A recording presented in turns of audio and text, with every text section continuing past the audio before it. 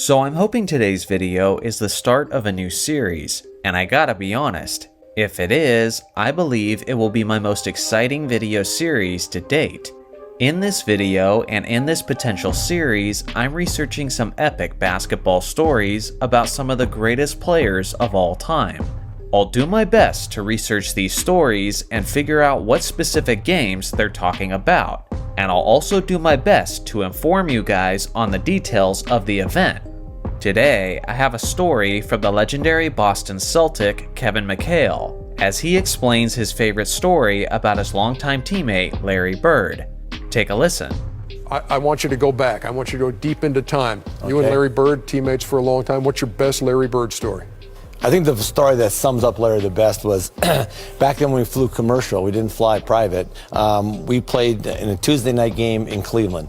And of course, we got up for the first flight out. We had a game on Wednesday night in New Jersey. Snowstorm hits Cleveland. We're at the airport at 7 in the morning. Flight's canceled at 7. It's canceled at 8. It's canceled at 9. It's canceled at 10. Canceled at 11, 12. We finally leave about 1:30 or 2 in the afternoon. We fly up to New Jersey. Now the storm has kind of moved into Jersey. And the bus driver says, well, I can't get to the hotel and to the arena. I can only go to one place. Well, we had a game that night. We go to the arena. So we get to the arena, and I mean, we're dragging. And we're sitting around the locker room, and, and everybody's kind of, we're tired. And, and all of a sudden, the coach gives a little bit of a speech of, come on, man, guys, we're playing basketball. Let's get ready to go. And Larry stands up, and Larry says, a couple other few choice words, and he says, I don't know about you guys, but I'm going to take it out on their rear ends. So I was like, oh, all right, so let's go. So we go on the floor.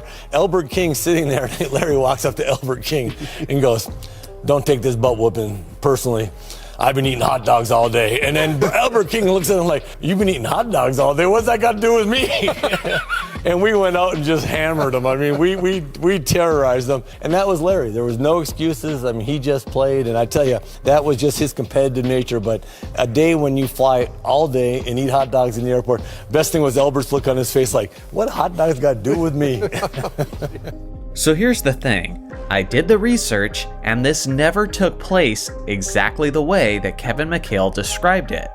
This isn't necessarily a surprise, because when older retired players are talking about past memories that took place decades ago, it's understandable that some of the details get lost or embellished over time. Here's what you need to know. During Larry Bird and Kevin McHale's careers as teammates, they never once played in Cleveland and then in New Jersey on back-to-back nights. So some of the details of this story must be incorrect, considering how he name-dropped specifically Albert King of the New Jersey Nets on the second night of the back-to-back, and since that was the player that Bird trash talked to, that is probably the team that is correct in this story. Now, Albert King played for the New Jersey Nets from the 1981 to 82 season through the 1986 to 1987 season. So that is the 6-season stretch that I started researching. In that specific time frame, the Celtics played in New Jersey on the second night of a back-to-back a total of 6 times. In those 6 instances, the Celtics lost to the Nets twice. In 3 of those 6 instances, the New Jersey game was preceded by a Celtics home game. So according to McHale, the games took place on back-to-back nights. Both games were road games. They were up against Albert King and the New Jersey Nets on the second night of a back-to-back, and the games occurred on a Tuesday and a Wednesday night. Literally, only one instance in NBA history fits this description. And because of this, I believe I found the games that Kevin McHale was talking about. It was a back-to-back matchup with the Milwaukee Bucks and the New Jersey Nets that began on December 3rd, 1985, which does match McHale's claim of the games occurring during the winter season. The first game was a matchup with a strong Milwaukee Bucks squad, loaded with stars like Sidney Moncrief, Terry Cummings, and Paul Pressey. The Bucks had a solid 15-6 record, while the Celtics were bolstering a league-best 15-2 record.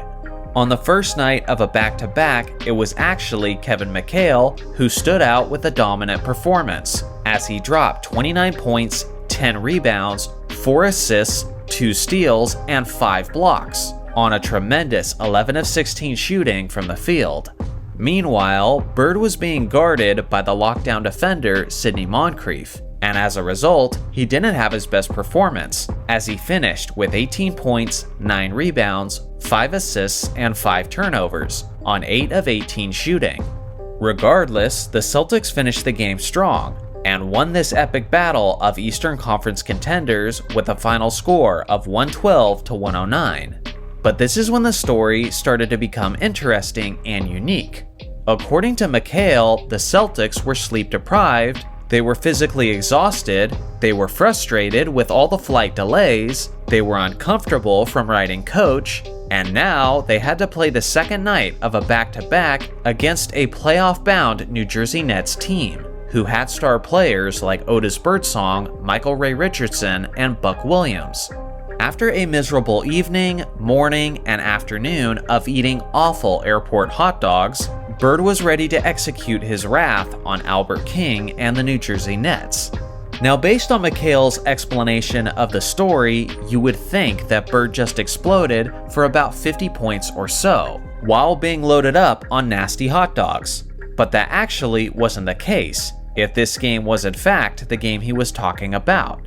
If anything, it was quite the team effort, as Bird was 4th on the team in scoring as he dropped 18 points, 3 rebounds, and 5 assists on 8 of 16 shooting. The Celtics seemed to be motivated and angry as a squad, as Danny Ainge scored 26 points, Dennis Johnson had 23 points, and Kevin McHale had 22 points. As a whole, Boston shot a ridiculous 62.2% from the field over the course of the game. And due to this, New Jersey simply couldn't keep up, as the Celtics won every quarter, finishing the game with a victorious final score of 130 to 111. And I'm sure the Celtics finally proceeded to have a good night's sleep. Ultimately, I can't say with absolute 100% certainty that this was the game that McHale was describing, but based on all of the evidence he provided, this is at least a pretty safe bet. At the end of the day, this performance wasn't quite as dominant as we were led to believe it was for Larry Bird. But if anything, it remains as a funny and triumphant story of a team channeling their anger and frustration towards success. So what do you guys think? What is another NBA story that I should research and make a video on? I look forward to hearing your suggestions in the comment section below. Thanks for watching as always, make sure to like and subscribe for more basketball content, and I'll see you guys in the next video.